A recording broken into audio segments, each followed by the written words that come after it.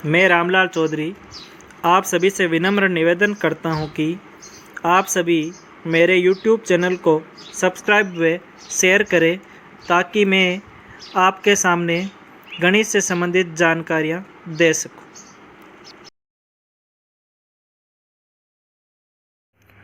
सभी मित्रगण व प्यारे भैया बहनों का हार्दिक स्वागत व अभिनंदन।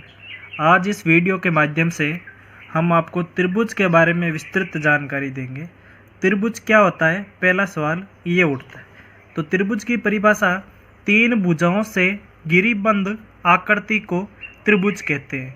तो त्रिभुज में भुजाओं की संख्या कितनी हो गई, तीन, और आकृति कैसी होनी चाहिए, एकदम बंद आकृति होनी चाहिए, तो वो क्या कहलाएगा, त्रिभुज। वापस रिवीजन देख लीजिए, तीन भुजाओं से गिरिबंध आकृति को त्रिभुज कहते हैं।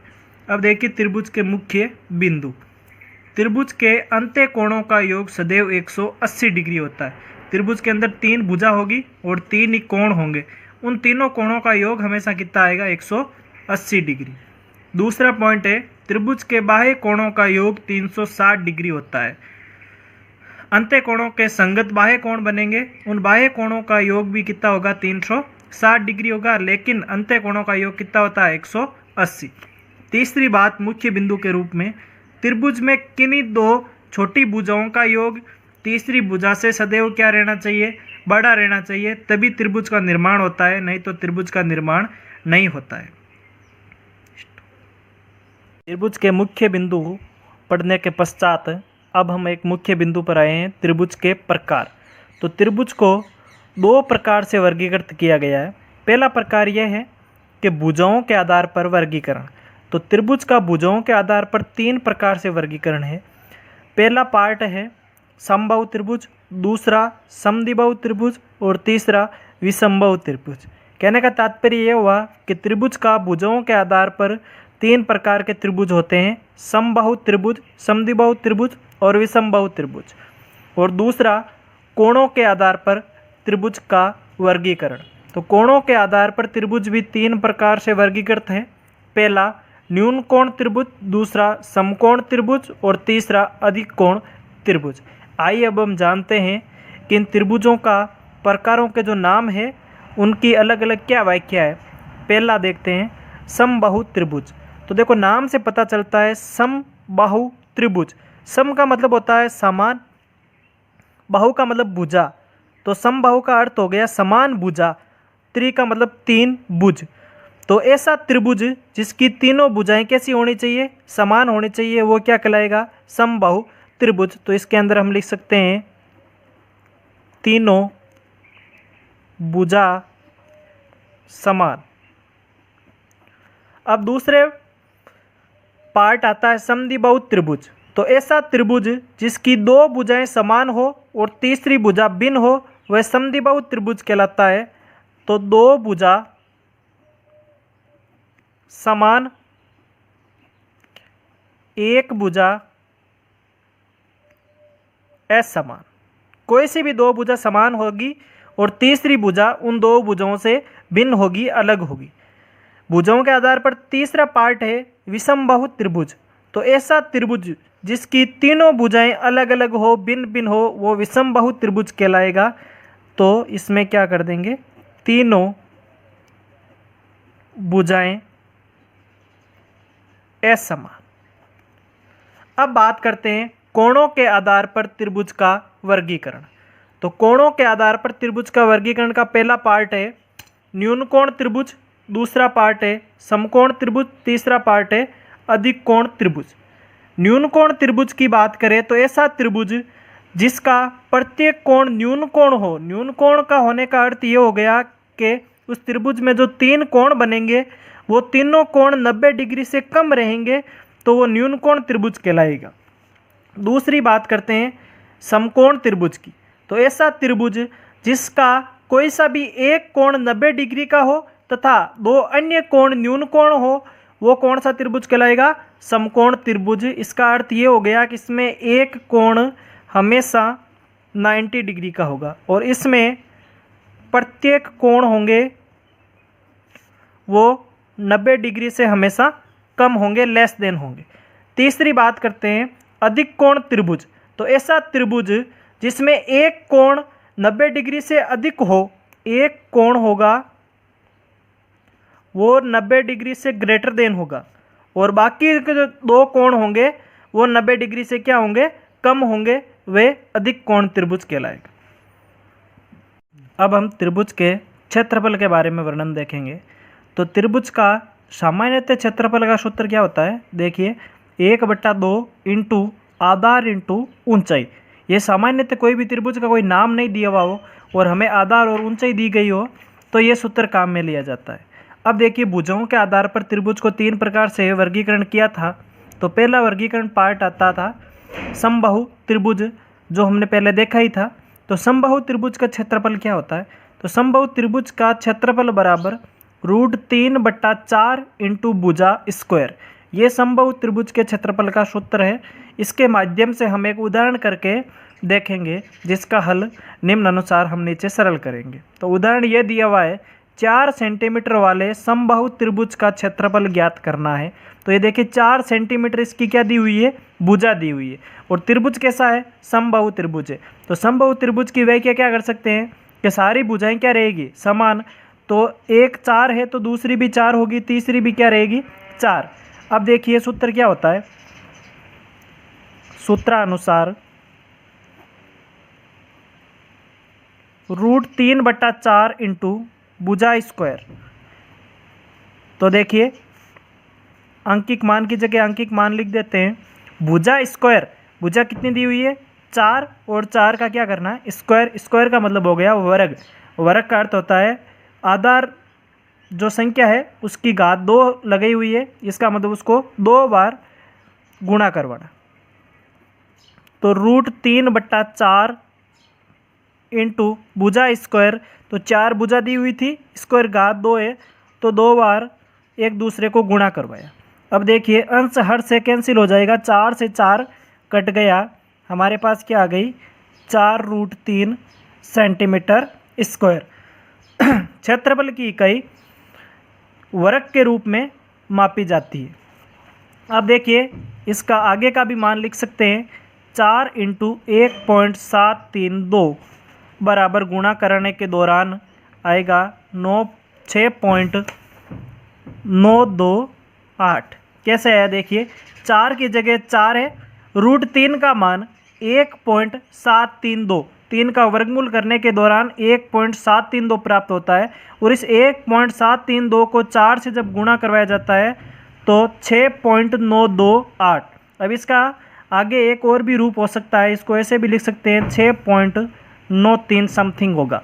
क्यों, क्योंकि 2 के बाद में पॉइंटों में जब कोई संख्या 5 से बड़ी हो तो वो आगे 2 का क्या बन जाता है, 3 बन जाता है।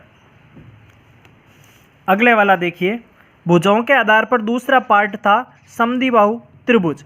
तो समद्विबाहु त्रिभुज का क्षेत्रफल का सूत्र क्या होता है, b/4 √4a² माइनस b²। अब नई बात ये आती है कि यहाँ पर a और b क्या है। तो देखिए जहाँ a बराबर समान भुजाएं और b बराबर असमान भुजाएं। समान भुजा का मतलब हो गया समद्विबाहु त्रिभुज है, तो इसमें 2 भुजाएं क्या रहेगी, समान, और तीसरी भुजा क्या रहेगी, असमान। उदाहरण के तौर पर जानना चाहे तो यहाँ देखिए, एक समद्विबाहु त्रिभुज जिसकी 2 समान भुजाओं की लंबाई 5 सेंटीमीटर व तीसरी असमान भुजा की लंबाई 6 सेंटीमीटर है। तो इस समद्विबाहु त्रिभुज का क्षेत्रफल हमें क्या करना है, ज्ञात करना है। तो देखिए सूत्रानुसार b/4 √4a² माइनस b²। जहाँ देखिए a बराबर समान भुजा, तो समान भुजा कितनी दे रखी है, 5 सेंटीमीटर की, और b बराबर कितना दे रखा है, 6 सेंटीमीटर। करना कुछ नहीं है, जो उपरोक्त मान दिए हुए भुजाओं के वो सूत्र में इनपुट करना है और सरलीकरण के माध्यम से क्षेत्रफल निकालना है। b/4, b का मान कितना दिया हुआ है, 6 बट्टे में क्या रख देंगे, 4। ये अंडर रूट की जगह अंडर रूट, 4 की जगह 4, a², a कितना दिया हुआ है, 5, और 5 का स्क्वायर तो हम सीधा 5 × 5 ही लिख सकते हैं। माइनस की जगह माइनस b², b कितना दिया हुआ है, 6 × 6। आगे देखिए बराबर 6/4 का 6/4 रूट 4 को 5 से गुणा कराने के दौरान 20 और 20 को 5 से गुणा कराए तो कितने आगे 100 बोर्ड मास का नियम के आधार पर। फिर माइनस की जगह माइनस 6 को 6 से गुणा करवाएंगे तो 36। अब देखिए रूट को सरल करने के दौरान 100 में से जब 36 निकालेंगे तो हमारे 64 बचता है। तो ये देखो 6/4 यहाँ पर पड़ा है और रूट में क्या बच गए 64। अब 64 का मान वर्गमूल निकालना है। तो 64 का वर्गमूल हम सब जानते हैं कितना होता है 8 होता है। तो यहाँ पर क्या लिख दिया 8। कैसे हुआ अभाज्य गुणनखंड के माध्यम से हुआ। 64 का जब अभाज्य गुणनखंड करेंगे और वर्गमूल निकालने के दौरान 2-2 के जोड़े बनाएंगे तो इसका आंसर क्या मिलेगा हमें 8 मिलेगा। 64 का वर्गमूल 8।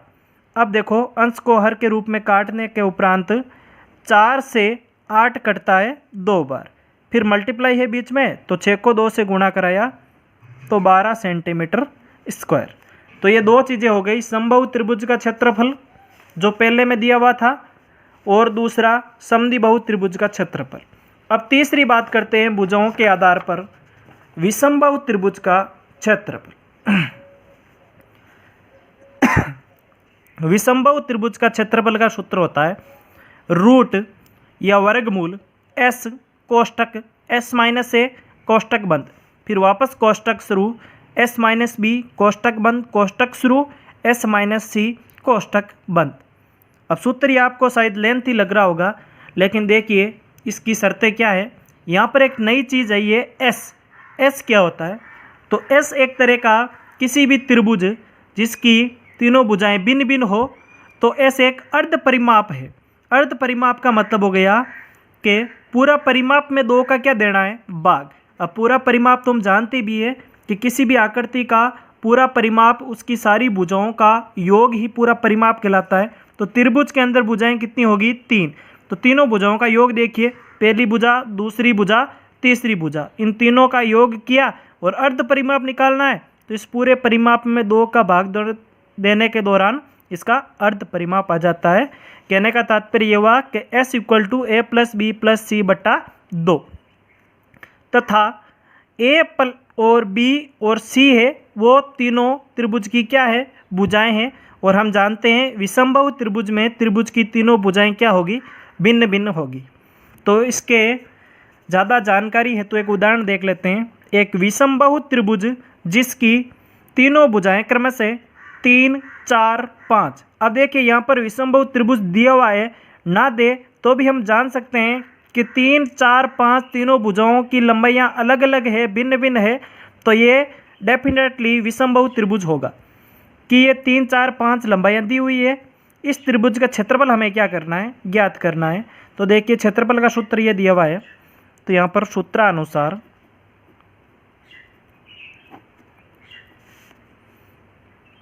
s minus a s minus b s minus c, फिर इस पूरा टोटली क्या हो जाएगा वर्गमूल। अब देखिए सर्वप्रथम हमें s निकालना होता है तो पहले दिया हुआ लिखते हैं। कोई भी क्वेश्चन आए तो उसमें दिया हुआ क्या है वो सर्वप्रथम हमें ध्यान में होना चाहिए। तो a दिया हुआ है प्रथम भुजा 3 दी हुई है, b दिया हुआ आपके 4 और c दिया हुआ है 5 सेंटीमीटर, इसकी इकाई लिख सकते हो। अब s निकालना है। s का मतलब हो गया अर्ध परिमाप। तो s बराबर क्या हो गया a + b + c / 2। a का मान कितना है 3, b का मान कितना है 4, c का मान कितना है 5 / 2। तो अंश को देखो, अंश का योग तो 3, 4, 5, 3 और 4 कितने हो गए 7 और 7 और 5 कितने हो गए 12, 12 / 2। 12 को 2 से डिवाइड करेंगे तो हमारा अर्ध परिमाप मिलेगा 6 सेंटीमीटर। परिमाप की इकाई सेंटीमीटर में मीटर में ही होगी। अब देखिए हम क्षेत्रफल ज्ञात करते हैं। सर्वप्रथम s का ध्यान में होना जरूरी था। तो क्षेत्रफल बराबर क्या हो गया s minus a s minus b s minus c, ये रूट। अब उपरोक्त मान जो हमने ज्ञात किए हैं और दिए हुए थे उनका मान यहाँ पर लिखना है। s का मान कितना दिया हुआ, 6 हमने ज्ञात किया है। फिर कोष्टक 6 माइनस a कितना दिया हुआ है 3, s वापस 6, b कितना दिया हुआ है देखिए 4, फिर s की जगह 6, c कितना दिया हुआ है 5, 6 की जगह 6, 6 में से 3 गए 3 बचे, 6 में से 4 गए 2 बचे, 6 में से 5 गए 1 बचे। अब देखिए इन अंकों के बीच में कोई सा भी नई चिन्ह हो तो गुणा का चिन्ह मानते हैं। गुणा करने के दौरान 6 को 3 से गुणा किया 18, 18 को 2 से गुणा किया, हमारे प्राप्त हुआ 36। अब 36 का वर्गमूल प्राप्त करेंगे तो मिलेगा हमें 6। कैसे मिलता है देखिए, 36 का अभाज्य गुणनखंड करना। तो अभाज्य गुणनखंड में सिर्फ अभाज्य संख्याओं द्वारा विभाजन किया जाता है। तो पहली अभाज्य संख्या 2 को 36 से 36 में विभाजित करेंगे तो 36 में 2 का भाग जाता है, तभी 2 का भाग दे रहे हैं, अन्यथा 3 का देते, फिर 5 का, फिर 7 का, ऐसे प्रोसेस सबको पता ही है नॉर्मली। तो 18 बार गया 36 में 2 का भाग। अब इसी तरह वापस देखिए इसका इकाई अंक 0, 2, 4, 6, 8 में सम्मिलित है तो इसमें भी 2 का भाग जाएगा। कितनी बार गया 9 बार। अब देखिए इसमें 2 का भाग जाएगा या नहीं जाएगा, तो नहीं जाएगा। क्यों नहीं जाएगा, क्योंकि इसका इकाई अंक 9 है जो 0, 2, 4, 6, 8 में सम्मिलित नहीं है, अतः 2 का भाग नहीं जाएगा। तो 2 के बाद में अभाज्य संख्या कौन सी आती है 3, तो इसमें 3 का भाग देंगे। 3 का भाग 9 में 3 बार, फिर 3 में 3 का भाग 1 बार। तो इसकी जगह हम ऐसा लिख सकते हैं 2 × 2 × 3 × 3। अब देखिए अंडर रूट दिया हुआ है तो हमें वर्गमूल निकालना है। वर्गमूल का अर्थ होता है 2 का जोड़ा बनेगा और वो बाहर आने के पर 2 संख्याओं की एक संख्या बन जाती है। तो ये देखिए जोड़ा बन रहा है, ये दोनों जोड़ों, तो ये 2 बार आ गया, 3 भी क्या आ गया बार। 2 को 3 से गुणा कराने के दौरान 6 सेंटीमीटर। अब देखिए यहाँ पर इकाई क्या लगाएंगे वर्ग। धन्यवाद।